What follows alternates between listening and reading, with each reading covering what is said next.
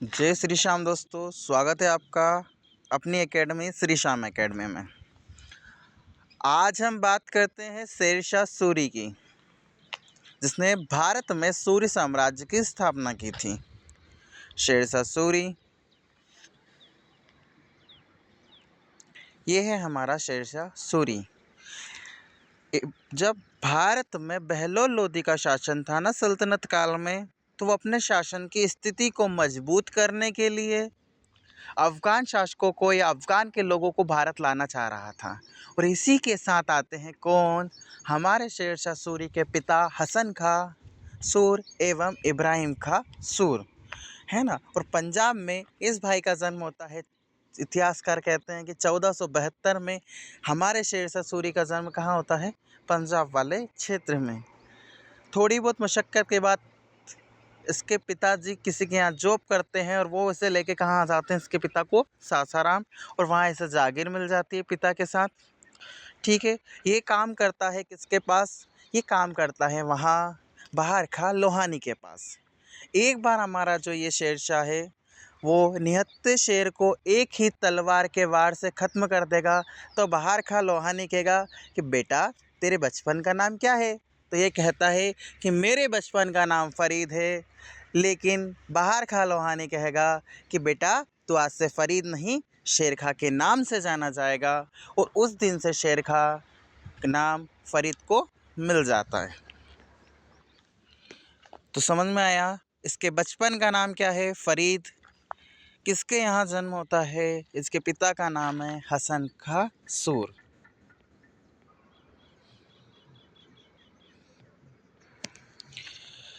शेरशाह सूरी 1539 में चौसा का युद्ध करता है। यह युद्ध हुमायूं और शेरशाह के बीच होता है। और इन दोनों का जो युद्ध होता है उसमें हुमायूं गंगा नदी में कूदकर अपनी जान बचा लेता है। और शेरशाह कहता है कि भाई साहब, जो मुझे बहार खां लोहानी ने उपाधि दी थी शेर खां की, वो उपाधि के साथ ही आज मैं एक नई उपाधि धारण करता हूँ, शेर शाह की। तो 1539 में चौसा के युद्ध के बाद जो हमारा फरीद है, जो हमारा शेर खां है, वो किसकी उपाधि धारण करेगा, वो उपाधि धारण करेगा शेरशाह सूरी की। 1540 में वो फिर हुमायूं को हराता है और हुमायूं को अफ़गान भागने पर मजबूर कर देता है।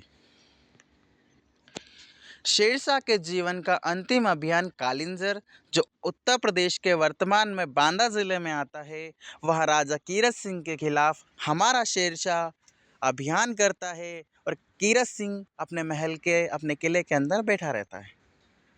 शेरशाह की सेना उसको जीतने जाती है, किसको, कीरत सिंह के साथ, उस किले को। लेकिन शेरशाह कहता है बाहर से कि भाई बाहर आ जा, वरना मैं तोप चला दूंगा। और तोप कौन सी चला दूंगा, हुक्का नामक अग्नेयास्त्र चला दूंगा। कीरत सिंह कहते हैं कि मैं तो बाहर नहीं आ रहा। भाई तोप का गोला लगाता है, हुक्का नामक अग्नेयास्त्र लगाता है, लेकिन वो चलता नहीं है। भाई जाके देखने जाएगा मुंह लगा के, और सबको कहानी पता है कि इसकी वहीं उस अग्नेयास्त्र से क्या हो जाएगी, मृत्यु हो जाएगी। और इस तरह से शेरशाह सूरी का शासन समाप्त होता है। शेरशाह के बचे कुछ टुकड़ों को लेकर बिहार स्थित सासाराम में भाई का क्या बना दिया जाता है, मकबरा बना दिया जाता है। तो शेरशाह का मकबरा कहाँ है, बिहार के सासाराम में है।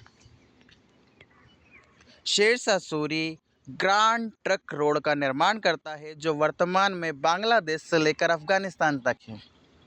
तो सबसे आईएमपी है कि शेरशाह सूरी ने जीटी रोड का निर्माण किया।